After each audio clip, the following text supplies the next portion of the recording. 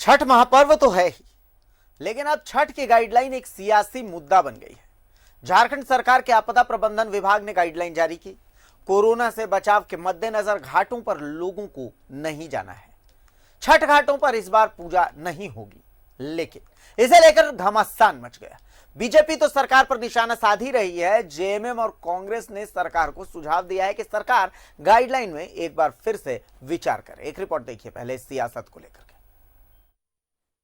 महापर्व पर महासियासत, गाइडलाइन पर रार, सरकार पर बीजेपी का आरोप, सरकार को कांग्रेस की नसीहत, जेएमएम की चिट्ठी।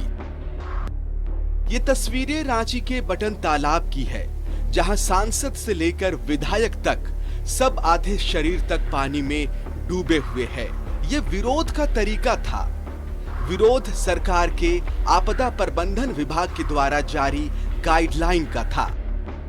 देखिए, हिंदुओं के सभी पर्वों पर वर्तमान हेमंत सोरेन की सरकार, इसमें कांग्रेस और राजद भी शामिल है, रोक लगाने का काम करती है, तरह तरह की पाबंदी लगाने का काम करती है।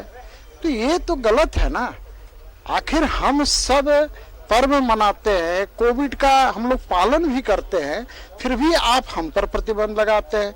दूसरी तरफ तुष्टीकरण नीति के तहत आप नमाज अदा करते हैं, उस पर कोई पाबंदी नहीं लगाते हैं। जनाजे में हजारों लोग जाते हैं, उसके लिए कोई पाबंदी नहीं लगती है। उर्स का मेला लगता है, उसमें कोई पाबंदी नहीं लगती है। वहाँ कव्वाली होता है, उसमें कोई पाबंदी नहीं लगती है। यहाँ पर आप चादर चढ़ाने सैकड़ों लोगों के साथ जा रहे हैं, कौन सा नॉर्म्स का पालन कर रहे हैं। अभी उपचुनाव में हजारों लोगों की सभा को संबोधित किया तो आपने पालन नहीं किया। लेकिन हिंदू का कोई भी पर्व हो, अभी तो हाल में चाहे विजयादशमी का पर्व, चाहते क्या है मतलब हम लोग एक जो सरकारी गाइडलाइन, सरकार का तर्क है कि ये संक्रमण फैलाएगा। सरकार का तर्क को हम लोग समझते हैं, हिंदुओं पर पाबंदी लगाएंगे तब जो है संक्रमण नहीं फैलेगा। आस्था का पर्व सरकार ने कहा घर में बैठ के कर लो, तो हम सरकार से आग्रह करते हैं हर झोपड़पट्टी, हर अपार्टमेंट का गड्ढा खोदवा दो और सब पे पानी भरवा दो। पानी पीने के लिए पानी उपलब्ध नहीं करा पा रहे हो और कल घर में कर लो, ये क्या तमाशा है। इसीलिए इस अलोकप्रिय निर्णय, एक निंदनीय निर्णय के खिलाफ हम सब ने 1 घंटे तक जलाशय में हठ योग किया।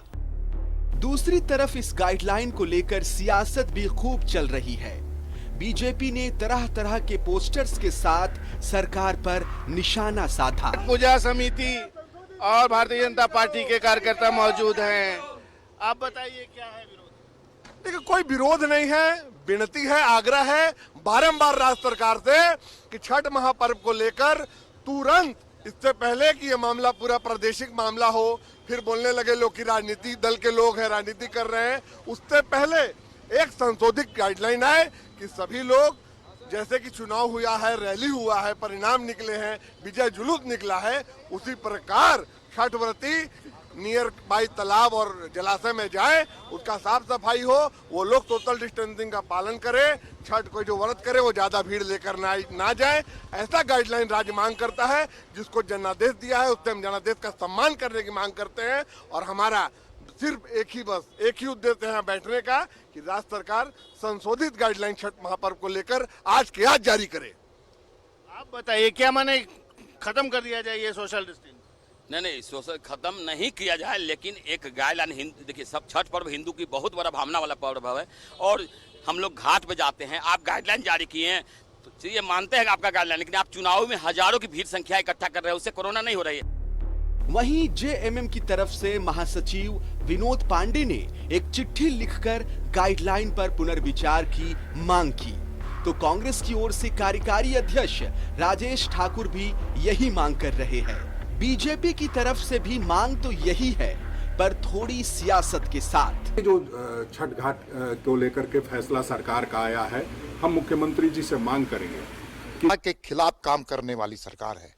लॉकडाउन लगाइए, ये हम भी चाहते हैं, लॉकडाउन के नियमों का पालन करने के लिए जनता भी चाहती है, लेकिन सरकार का कर्तव्य है कि दोनों चीजें एक साथ होनी चाहिए। कोरोना से भी बचाव करने का काम आपके जिम्मे में है और साथ साथ छठ जैसे महापर्व के में प्रतिरोध अवरोध पैदा करने का आपको कोई नैतिक अधिकार भी नहीं है। खैर, गाइडलाइन को लेकर फैसला अब सरकार को लेना है। देखना है सरकार क्या ये मांगे मानती है। रांची से न्यूज़ 11 भारत के लिए शहनवाज अख्तर और विपिन उपाध्याय के साथ राजेश कुमार की रिपोर्ट। छठ पर्व नहीं है, एक महापर्व है, आस्था है, विश्वास है। शायद ऐसे विरले ही पर्व होते हैं जहां पर प्रत्यक्ष देवता की पूजा होती है और उनमें से एक महापर्व छठ है। झारखंड मुक्ति मोर्चा ने बीजेपी पर निशाना साधा है और साथ ही साथ सरकार से गाइडलाइन पर पुनर्विचार करने की बात भी कही है। बीजेपी की सियासत आप देख चुके हैं, अब झारखंड मुक्ति मोर्चा का पक्ष क्या है इसे लेकर के वो भी सुनिए इस स्पेशल रिपोर्ट में।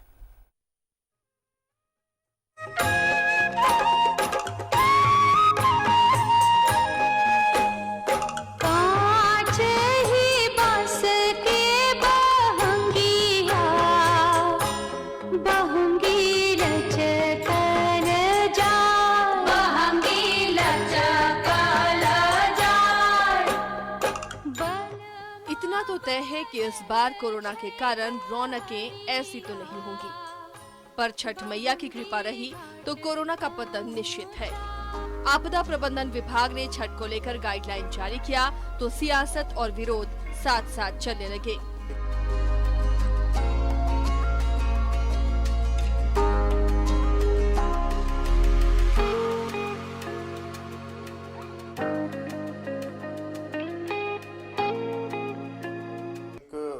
तरह से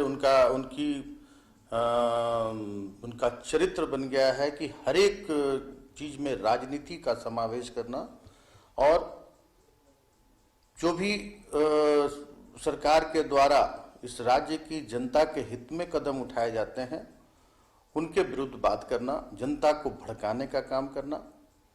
आज राज्य की जनता के प्रति सरकार की जिम्मेदारी है कि उनके जान माल की रक्षा सबसे पहले हो, और सरकार ने जब जो कदम उठाए हैं इस महामारी से बचाव के लिए राज्य की जनता ने आगे बढ़कर सहयोग किया है। सत्ताधारी दल के प्रतिनिधि भी मुखिया के पास पहुंचे और इस गाइडलाइन में बदलाव की सिफारिश की। जीवन रहेगा तो बहुत वर्षों तक लगातार निरंतर सभी पर्व त्योहार आते रहेंगे, ईद आएंगे, बकरीद आएगा, होली आएगी, दिवाली आएगी, दशहरा आएगा, और ये महा आस्था का जो त्योहार है वो छठ भी आएगा। और सरकार भी चाहती है, सरकार भी इस त्योहार को, इस पर्व को बहुत ही आस्था के साथ और बहुत ही धार्मिक रूप से सरकार में जो हैं प्रशासनिक पदाधिकारी वरीय हैं वो सभी लोग छठ को इसको बहुत ही आस्था के रूप में और बहुत ही इसको एक धर्म का एक कहिए तो सबसे बड़े पर्व के रूप में मानते हैं। का ये मानना है कि इस पर्व के साथ जो आस्था जुड़ा हुआ है उस आस्था को ध्यान में रखते हुए सरकार अपने निर्णय पर पुनर्विचार करे, और इसलिए मैंने पार्टी के तरफ से माननीय मुख्यमंत्री से मिल करके और अनुरोध किया है, लिखित रूप से उनसे अनुरोध किया है हम लोगों ने कि आप इस पर संज्ञान लें। ये पर्व नहीं महापर्व है, ये आस्था का प्रत्यक्ष रूप है, विश्वास का प्रतीक है।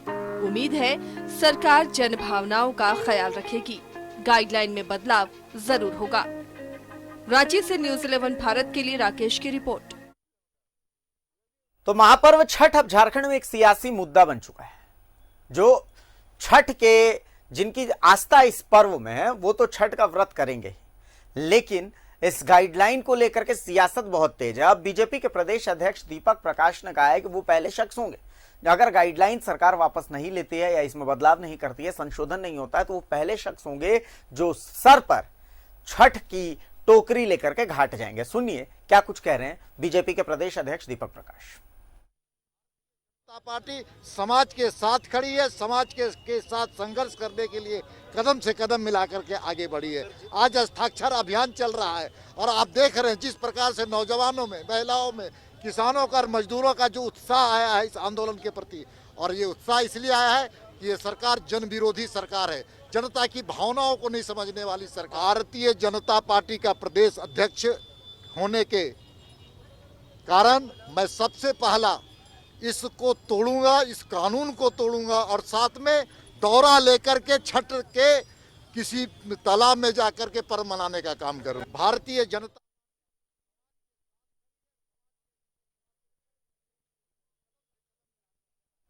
तो चलिए अब हम सीधे अलग अलग शहरों का रुख करते हैं। जमशेदपुर से अन्नी अमृता हमारे साथ जुड़ी हुई हैं, देवघर से मनीष हमारे साथ जुड़े हुए हैं और रांची से शाहनवाज हमारे साथ जुड़े हुए हैं। हम सीधा सभी संवाददाताओं का रुख करेंगे। मेरा पहला सवाल, चूंकि मनीष आपके पास मुझे काफी ऐसे लोग नजर आ रहे हैं जिनकी आस्था है, आप किसी घाट पर मौजूद हैं जैसा मुझे इन तस्वीरों में दिख रहा है, तो गाइडलाइन को लेकर के वहां मौजूद लोगों का क्या कहना है? क्या गाइडलाइन को लेकर के थोड़ा उत्साह में कमी आई है या फिर अभी भी लोग हट में है कि नहीं वो तो घाट जाएंगे, पूजा छठ की वैसे ही होगी जैसे होती है? मनीष, देवघर।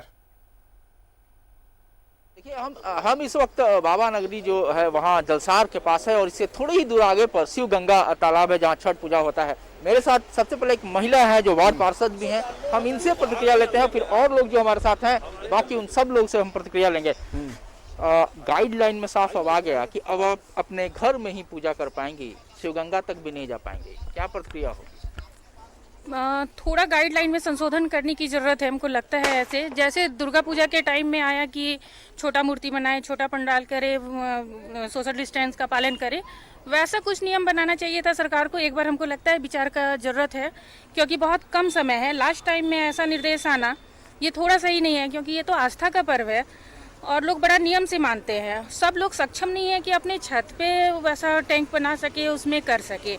तो सरकार को ऐसा करना चाहिए था कि एक घाट का नंबरिंग कर देना था, घाट बुकिंग का तैयारी कर लेना चाहिए था। या फिर अभी भी ये कर सकते हैं कि परिवार के लोग आएँ, जो परवेती है वो सिर्फ आए, उनके सदस्य जो बहुत अनिवार्य हैं वैसे लोग आए। आप कहाँ जाएंगी? आप शिवगंगा पे जाएंगी या घर पे? हम लोग घर पे करेंगे जी। गाइडलाइन आ गया है? नहीं, गाइडलाइन नहीं आ गया है। देखिए, पर्व करने वाले में ना बहुत तरह के लोग हैं।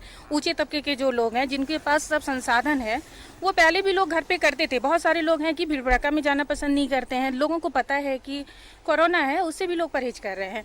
लेकिन जो नीचे तबके के लोग हैं उनके लिए ये व्यवस्था करवाना संभव नहीं है, उसके लिए वो सक्षम भी नहीं है। तो वैसे लोग तो जाएंगे ही जाएंगे। महानगर अध्यक्ष हैं जेएमएम, लोग दिन में भी आज काफी विरोध हुआ, कुछ लोगों ने पुतला दहन किया, आपकी क्या प्रतिक्रिया? देखिए, पुतला दहन करना या विरोध करना यह तो विपक्ष का काम ही है, लेकिन हम लोग भी चाहते हैं कि सरकार की तरफ से जो गाइडलाइन आया है उसमें कुछ सुधार हो। छोटे छोटे तालाबों में, पोखर में जो है जिस तरह से पहले से ही होता था उस तरह से छठ करने की अनुमति निश्चित रूप से सरकार को देनी चाहिए। झारखंड मुक्ति मोर्चा का केंद्रीय समिति के सदस्य ने भी आज माननीय मुख्यमंत्री जी से मिलकर के आग्रह किया है कि वो छठ हो। छठ एक आस्था का पर्व है, प्रत्येक घर से जुड़ा हुआ है, इसमें जो भी उनका गाइडलाइन आएगा हम लोग को मंजूर होगा। दूसरी बातें हैं क्या कि छठ पूजा एक ऐसा पर्व है जिसमें कि कोई नहीं मानेगा। यदि आप कितनों मना भी कर दीजिएगा तो फिर भी लोग जो है पूजा करने के लिए जो है पोखर में जाना ही होगा, उनको जाएंगे ही। उसका गाइडलाइन यह होना चाहिए कि किस तरह से उनको पूजा कराना है ताकि सोशल डिस्टेंसिंग का भी पालन हो और उसके बाद जो है परवेती का भी जो है कि रहे, श्रद्धा का रूप में है, सब लोग अर्घ देने जाते हैं। ये बात एक जेएमएम के महानगर अध्यक्ष कह रहे हैं कि एक छठ व्रती कह रहे हैं जिनके पूजा? नहीं, हम जेएमएम की तरफ से हम बोल रहे हैं। जेएमएम की तरफ से माननीय मुख्यमंत्री जी से हम यह अनुरोध कर रहे हैं कि उनको जो है कि जो भी अपना गाइडलाइन है, बिहार में भी जैसे गाइडलाइन आया हुआ है कि छोटे छोटे तालाब में, पोखर में जो है वो होना चाहिए, तो इसमें जो है कि यदि माननीय मुख्यमंत्री जी यह देते हैं तो झारखंड वासियों पर जो है कि निश्चित रूप से यह प्रतिकूल प्रभाव पड़ेगा। आप नागरिक हैं, और लोग भी हैं जिनसे हम चाहेंगे कि एक बार हम प्रतिक्रिया लें। क्या कुछ है? देखिए, गाइडलाइन एक डर है सरकार को कि भीड़ भाड़ तो होता है, इसमें कहीं दो राय नहीं है। पानी में आप उतरेंगे तो क्या होना क्या चाहिए, क्या प्रतिक्रिया? देखिए, सुरक्षा ही बचाव है।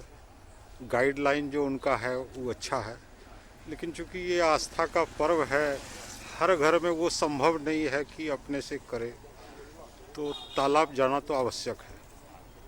इसलिए सुधार तो होना चाहिए। गाइडलाइन ठीक है, लेकिन आस्था के चलते कुछ मजबूरी भी है, लोग तालाब पर जाएंगे, उसका व्यवस्था करना चाहिए प्रशासन को। अमल जी क्या होना चाहिए, अगर कुछ बदलाव अगर सरकार को आप चाहेंगे कुछ कहने के लिए क्या? हम माननीय हेमंत सोरेन जी से कहेंगे कि ये छठ पर्व आस्था का पर्व है।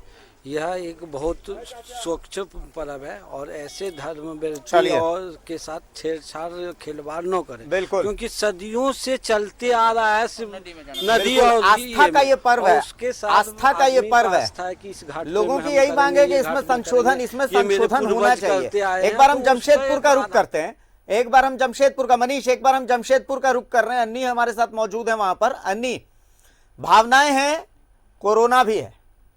हमने दुर्गा पूजा में भी गाइडलाइन देखी, हमने दिवाली में भी गाइडलाइन देखी और अब छठ की भी गाइडलाइन देख रहे हैं और इन सब को लेकर के हमने सियासत भी देखी।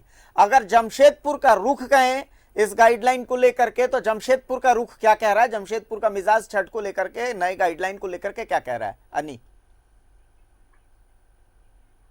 देखिए भारती, अभी तक मुझे कोई भी ऐसा आम आदमी नहीं मिला जिसने सरकार की गाइडलाइन का विरोध किया हो। लोग खुद कंफ्यूज्ड हैं। ये चर्चा का विषय है कि क्या होना चाहिए, कोई विरोध नहीं है या समर्थन नहीं है और यहाँ सियासत शुरू हो गई। तो भारती मुझे थोड़ा समय दे तो मैं एक बात याद दिलाना चाहती हूँ भारतीय जनता पार्टी को। थोड़ी देर के लिए मैं मास्क गिरा रही हूँ क्योंकि मेरे पीछे आगे कोई नहीं है, क्योंकि इसको भी भाजपाई इशू बना सकते हैं स्क्रीन पर मुझे देखकर, क्योंकि आज ट्विटर पे जिस तरह से भाजपाई मुझे ट्रोल कर रहे थे इस मुद्दे को लेकर, मैं ये याद दिलाना चाहती हूँ कि भारतीय जनता पार्टी का शासन था, पिछला साल था, चुनाव सर पे था, आचार संहिता लग गई थी, सूर्य मंदिर कैंपस में छठ का आयोजन चल रहा था और सूर्य मंदिर कमेटी की तरफ से नेहा कक्कड़ का कार्यक्रम एग्रीको मैदान में आयोजित था, जिसका दीदार करने खुद तत्कालीन सीएम रघुवर दास अपने तमाम बड़े नेताओं के साथ मौजूद थे। और उस कार्यक्रम में जो अश्लील डांस हुए, जो गतिविधियां रही, चारों तरफ छठ व्रतधारियों का घर था। जो नेहा कक्कड़ गायिका है, उन्होंने अपने पहनावे के ऊपर श्रग जो पहना था उसको खोल फेंक कर डांस किया था। तब लोगों की आस्था पर चोट नहीं पहुंची थी। आज भाजपाइयों को इस बात की चिंता हुई है कि लोगों की आस्था को चोट पहुंच रही है, वो भी तब जब कोविड का दौर है और कोविड के हिसाब से सरकार ने व्यापक जनहित के मद्देनजर ये फैसला लिया है। भले ही दुमका चुनाव को लेकर आप सवाल उठा सकते हैं कि वहां रैलियां थी, जो भी था, लेकिन हम कहते हैं जब जागो तब सवेरा। अगर कोई ऐसा इनिशिएटिव, ऐसी पहल सरकार कर रही है जो आपके स्वास्थ्य से जुड़ी है, तो इसमें गलत क्या है? इसको सियासत का मुद्दा क्यों बनाना? और जब आम आदमी इसको सहर्ष स्वीकार करने को तैयार है, क्या आपने कहीं कोई विरोध सुना कि इसको लेकर कोई आंदोलन शुरू हो गया? ये सारा आंदोलन तो ये पार्टी वाले कर रहे हैं ना, भाजपा कर रही है। खुद जेएमएम के लोग जाके मिल रहे हैं, कांग्रेस के लोग भी हमें फोन पे बता रहे हैं कि वो चाहते हैं कि संशोधन हो। ठीक है, लोकतंत्र है, सब कुछ, सब कोई अपनी मांग कर सकता है, लेकिन ये वही नेता हैं जो हमेशा कोविड-19 के गाइडलाइंस को लेकर भाषण पिलाते रहते हैं आम जनता को। दुर्गा पूजा में भी उन्होंने बड़ी अपील किया। अब क्या हो गया ऐसा? अब ऐसा क्या हो गया? क्यों सियासत शुरू हो गई? क्या आपको वोट बैंक की चिंता हो गई? आपको लोगों की चिंता नहीं है? दिल्ली में कोरोना फिर से आ गया है, आपको पता है कि अब वहाँ रोजाना केसेस बढ़ रहे हैं, मौत की संख्या भी बढ़ गई। तो क्या हम इस तरह का व्यवहार रखेंगे? हर चीज पर सियासत करेंगे, सरकार के हर फैसले का विरोध करेंगे? ये तो नहीं होना चाहिए भारती। तो यहाँ पर आस्था के नाम पर इस तरह से लोगों को नहीं भड़काना चाहिए और इस तरह की मांग नहीं करनी चाहिए कि आप घाट पर आ जाए। और भाजपा के नेता खुद ऑनलाइन पीसी कर रहे हैं और वो लोगों को कहते हैं कि वो घाट पर आ जाए, मतलब वो चाहते हैं कि लोग घाट पर आए, सरकार ऐसा संशोधन करे। तो ये विरोधाभासी लगता है। मुझे लगता है इस पर सियासत छोड़कर मिलजुल कर इस पर सरकार से बात करनी चाहिए। और आप ही बताइए भारती, क्या व्यवहारिक तौर पर जिस तरह का जन सैलाब उमड़ता है छठ महापर्व पर, क्या कोविड के नियमों के तहत संभव है? ये बिल्कुल एक हाइपोथेटिकल बात नहीं है कि आप एक ऐसी मांग कर दें सरकार से कि एक ऐसी व्यवस्था वो कर दे। कैसे कर देंगे आप ही बताइए? क्या वो कर देंगे? उनको ही करने दिया जाए, फिर भाजपा ही करे? कैसे करेंगे? हम लोग देखते हैं। ये सब जो बातें हैं ये सिर्फ और सिर्फ सियासत हो रही है। आम आदमी बिल्कुल डरा हुआ है, वो बीमारी से भी डरा हुआ है और अगर उसको ऐसा रोका जाता है तो वो सोचेगा इस पर। ऐसा नहीं है कि वो विरोध पे उतर आया। हमें तो नहीं कोई मिला ऐसा भारती, यही सच है। भले बुरा लगेगा लोगों को सुनने में, लेकिन यही सच है। चलिए शाहनवाज के पास एक बार चलते हैं। रांची में शाहनवाज मौजूद हैं और लोगों को मैं बता दूं कि मेरे घर में जब छठ होती है तो मेरे घर का ठेकुआ शाहनवाज उसी चटकारे के साथ खाते हैं जिस चटकारे के साथ उनके यहाँ ईद की मीठी सेवई जो है मैं अपने घर में खाता हूं। लेकिन यहाँ विरोध समझ में आता है। हो सकता है कि गाइडलाइन में सरकार से कहीं कोई चूक हो गई हो, संभव है, इसमें कोई अतिशयोक्ति नहीं है, इसमें कोई गलत बात नहीं है कि आपने विरोध किया। लेकिन सवाल यह उठता है कि अभी मैं जब ये स्पेशल रिपोर्ट देख रहा था शाहनवाज, तो विधायक सीपी सिंह जी की बात सुन रहा था कि सरकार एंटी हिंदू है, हिंदुओं के खिलाफ है। सवाल क्या यहां पर हिंदू मुसलमान का लाना जरूरी था? सवाल तो सिर्फ गाइडलाइन का था। संभव था कि गाइडलाइन में आप बदलाव की मांग कर सकते थे, लेकिन क्या यहां पर इस एंगल के साथ सियासत बहुत जरूरी हो जाती है? क्या इसके बिना सियासत की रोटी कच्ची रह जाती है? शाहनवाज, जाहिर है जो बात है तो वो बात है, और आपने जिस बात की ओर स्पष्ट इशारा किया है वो आपने कह ही दी है। मुझे बुरा लग रहा जरूरत नहीं थी इस बात को उल्लेखित करने की। मैं गर्व से कहता हूं, क्योंकि मैं आपको बताऊं शाहनवाज, मैं गर्व से कहता हूं कि मैं हिंदू भी हूं और मैं गर्व से कहता हूं कि मैं हिंदुस्तानी भी हूं। मेरे खुद के घर में छठ की पूजा भी होती है, वो भी समझ में आता है। और इस गाइडलाइन को लेकर के मैं नाखुश हूं, ये भी मैं यहां पर बोलने में मुझे कोई गुरेज नहीं है कि मुझे लगता है कि इस गाइडलाइन में अमूलचूल परिवर्तन की संभावना थी, लेकिन जो बातें वहां पर बोली गई वो सुनकर के भी मुझे बड़ा अजीब सा लग रहा था कि इस बात की तो यहां कोई गुंजाइश ही नहीं थी। ऐसी बातों की जरूरत कहां पड़ी थी? देखिए भारतीय मार्केट में जिस तरह का सिक्का चलता है, हालांकि नोट अगर 2000 का फट जाए तो वो नोट ही 2000 का ही रहता है, लेकिन वो नहीं चलता है बाजार में। तो लोग आप बाजार लेके नहीं जाते हैं आप कि उसको आप लेके जाएंगे, पता नहीं सामान मिलेगा, सौदा मिलेगा, नहीं मिलेगा। लेकिन भारतीय जनता पार्टी के जो लीडर्स होते हैं अमूमन वो वही बात बोलते हैं जो जनता को जाहिर है पसंद आती है और जो जनता को लगता है कि हमारे हमदर्द हैं। हालांकि इस बात की यहाँ पे जरूरत नहीं थी।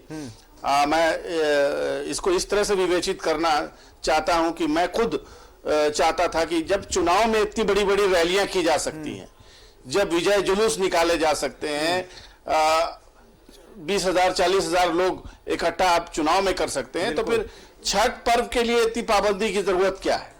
ये मैं खुद इसका तरफदार हूं। पिछले 18-19 साल के करियर में मुझे खुशी है कि मैंने छठ की रिपोर्टिंग की है, सांध्यकालीन अर्घ भी की भी रिपोर्टिंग की है, और सुबह की जब आफ्ताब निकलता है उसको कई कई नामों से जानते हैं। तो मेरे दूसरे सहयोगियों को शायद कम पता होगा कि भुवन है, भास्कर है, क्या क्या नाम है। ये सारी चीजें खूबसूरती है भारत की, हिंदुस्तान की। मैं खुद इस रूलिंग से हैरान तो परेशान था कि इसकी पाबंदी इतनी ज्यादा सख्त नहीं होनी चाहिए थी, क्योंकि अब बहुत हो गया, बहुत दिन गुजर गए। ठीक है, अगर आप चुनाव नहीं कराए होते, कोरोना के नाम पर आपने चुनाव को टाल दिया होता तो क्या हो जाता, और अगर आपने ऐसा किया होता तो आज आप जस्टिफाइड होते। आप ये कह सकते थे कि ठीक है, भीड़ भाड़ किसी भी हालत में हम जुटने नहीं देंगे। हालांकि ईद बिना नमाज के मैंने भी पढ़ी है, बकरीद ने बिना नमाज की मैंने भी पढ़ी है, घर में पढ़ी है, मुहर्रम हमने भी नहीं मनाया है, ईद मिलादुन नबी का जुलूस हमने भी नहीं निकाला है। लेकिन दुर्गा पूजा हम भी घूमने नहीं गए। लोक आस्था पर चोट पड़ेगी, लोक आस्था, हाँ जाहिर है हम भी घूमने गए, आप क्या, हम भी घुमा करते हैं बिल्कुल सब परिवार। तो जाहिर है ये लोक आस्था का पर्व है। जब तक एक किसी पर्व का एक नेचर होता है, उससे आप बिल्कुल अचानक रोकने का प्रयास करेंगे, और तब जब हाल फिलहाल आपने हजारों लाखों की भीड़ चुनाव में जुटाई है और उसमें किसी का कोई कोरोना संक्रमण नहीं हो रहा है, तो अब जाकर के ये कोरोना संक्रमण हुआ है, तो जाहिर है जब कहीं आप ढील देंगे और कहीं बहुत ज्यादा सख्ती करेंगे तो इसका कहीं न कहीं से रिजेंटमेंट होगा। और जहां तक रिजेंटमेंट का फायदा उठाने की बात है तो वो तो राजनीति करती ही है, इसमें किसी एक व्यक्ति का क्या नाम ऐसे ही चलती है, हर जगह तो सियासत ऐसे ही चलती है। एक बार मनीष के पास चलते हैं शाहनवाज। बहुत इंटरेस्टिंग पॉइंट जो है वो डिस्कस हो रहा है, और ये सोसाइटी के लिए डिस्कस करना बहुत जरूरी भी है। बहुत जरूरी इसलिए कि संभव है कि अभी हमें जो दर्शक देख रहे होंगे कई बातें ऐसी हो जो उन्हें नागवार गुजर रही होंगी, हो सकता है कि वो उन्हें पसंद भी नहीं आ रहा हो, लेकिन सच्चाई यही है, कहीं ना कहीं हकीकत यही है, और इस पर चर्चा करनी जरूरी है। मनीष, देवघर की बात करते हैं अगर, तो देवघर तो बाबा की नगरी है, बाबा का आशीर्वाद है, उस नगरी को बाबा खुद विराजते हैं वहां पर। गाइडलाइन को लेकर के बदलाव संभव है, जरूरी भी है। हमें लगता है कि सरकार ये बदलाव करेगी, संशोधन करेगी भी, क्योंकि छठ सिर्फ एक पर्व नहीं, एक महापर्व है। लेकिन चूंकि आपने दुमका चुनाव काफी नजदीक से देखा, तो वहां पर जब रैलियां हुई, वहां पर जब चुनाव प्रचार हुआ, तब तमाम जो सोशल डिस्टेंसिंग और कोरोना पता नहीं कहां काफूर हो गए। पर अब छठ को लेकर का असली सवाल यही है कि जब इन रैलियों में, चुनावी रैलियों में कोरोना नजर नहीं आया तो क्या छठ करने से कोरोना अचानक से फैल जाएगा? तो कहीं ना कहीं थोड़ी ढील की तो जरूरत नजर आती है कि जो एकदम से सरकार ने प्रोहिबिट कर दिया है कि चूंकि सोशल डिस्टेंसिंग घाट पर संभव नहीं है तो लोग इसीलिए घाट पर ना जाएं। यह बिल्कुल एक प्रोहिबिशन था। सरकार की तरफ से शब्दों का थोड़ा हेरफेर तो जरूर किया जा सकता था। सरकार एक अपील करती, जिस तरीके से लॉकडाउन में अपील किया था कि भाई आप अपने घरों में रहें, कोशिश करें कि घरों में ही छठ का व्रत करें, तो इस तरीके का एक अमूलचूल परिवर्तन बनता है। मनीष, बातें बहुत स्पष्ट हैं। एक तो मैं आपको बताऊं कि बिहार से कंपेरिजन किया जाता है, पटना की बात दिन में भी की गई थी। मैं 78 से, मुझे याद है 78 से मैं पटना आ रहा हूं छठ करने के लिए। घर में पूजा होता था। एक समय था कि तब हम लोग गंगा नदी जाते थे। 80s के शुरू में हम लोग ने गए, लेकिन एक समय ये आया कि पटना नदी पे पार्किंग की बड़ी समस्या हो गई और तब वहां से घट करके लोग अलग हुए। और एक समय ये भी आया कि महसूस किया गया कि वहां जाने आने में ज्यादा समय खपत होता, तो अब क्यों नहीं घर पे किया जाए। आज मेरे ही परिवार में रांची में पूजा छठ होता है तो वो छठ पे किया जाता है। तो ये बदलाव आ रहा है, एक बात। दूसरी बात है कि अब अचानक से जब आप दबाव डालेंगे और सीधे से फरमान जारी करेंगे कि नहीं आप नहीं जा सकते हैं, ये आस्था का मामला था। इसे धीरे धीरे का, जो आपने कहा दीपक, की लोगों के बीच अपील की जाती कि आप इस बात पे तय कीजिए कि क्या छठ घाट पे जाना सही मुनासिब होगा या फिर आप अपने घर पे रह के पूजा करें तो ज्यादा अच्छा से करें, ये होना चाहिए था। तीसरी जो बात है, जो अहम बात है, वो आम लोग ये कह रहे हैं, सीधी सी बात, और सवाल उठा रहे हैं सरकार के मंशा पे कि जब चुनाव था दुमका में तो खुद सीएम 7 दिनों तक दुमका में बने रहे। जब रिजल्ट निकल गया तब आप वहां पे ढोल नगाड़े बजे, डीजे बज रहा था, लोग नाच रहे थे, झूम रहे थे, तब कोरोना नहीं था। और इतना ही नहीं, माफ कीजिएगा, गलत हो सकता है गलत, लेकिन जब हाजी हुसैन साहब का जब अंतिम संस्कार या अंतिम इंतकाल जब हुआ था, उस मंदिर में भी वह पहुंचे हुए थे, हजारों की संख्या में थी। तो लोगों के बीच में ये बात आ रहा है कि आपकी जब अपनी बात हो रही है तो आप कोरोना को भूल जा रहे हैं, यही चीज। तो ये कोरोना आप भूल जा रहे हैं। तो लोगों के बीच में जो चर्चा है वो इसी बात का है कि आप अपनी बारी में आप भूल जा रहे हैं कोरोना, लेकिन जब हमारी बारी आती है तो आप हमारे ऊपर 10 गाइडलाइन और 10 तरह के आप ये लाते हैं। तो मुझे लगता है कि थोड़ी ढील जरूर होनी चाहिए। मेरे साथ एक है जो वार्ड पार्षद, हम एक बार उनसे फिर पूछेंगे कि मैम क्या लगता है, क्या रिलैक्सेशन होना चाहिए? कुछ संशोधन करके थोड़ा रिलीफ देना चाहिए आम पब्लिक को। ये अगर दीपावली के टाइम से इस बात की चर्चा होती, क्या लोग घर पे करें, सब लोग जान रहे हैं कि कोरोना है और अभी खत्म नहीं हुआ है, ये लंबा समय चलेगा। लेकिन अगर थोड़ा सा इस बात को पहले से अगर डिक्लेयर किया जाता है कि आप घर पे करते, मेंटली तैयार हो जाते हैं। हाँ, लोग मेंटली तैयार करते हैं और जो लोग तैयारी नहीं कर सकते हैं वो लोग भी इसका कुछ वैकल्पिक व्यवस्था सोचते। लेकिन अटेंडरम आज से अब 4 दिन 5 दिन छट रहा, आज के दिन अचानक से ऐसा गाइडलाइन आना, ये थोड़ा सा मतलब हेमंत सरकार से, ये हमारे सीएम हैं, इनसे बहुत उम्मीद है। हमको लगता है कि ये थोड़ा सा संशोधन जरूर करेंगे, उनको एक बार जरूर सोचना चाहिए।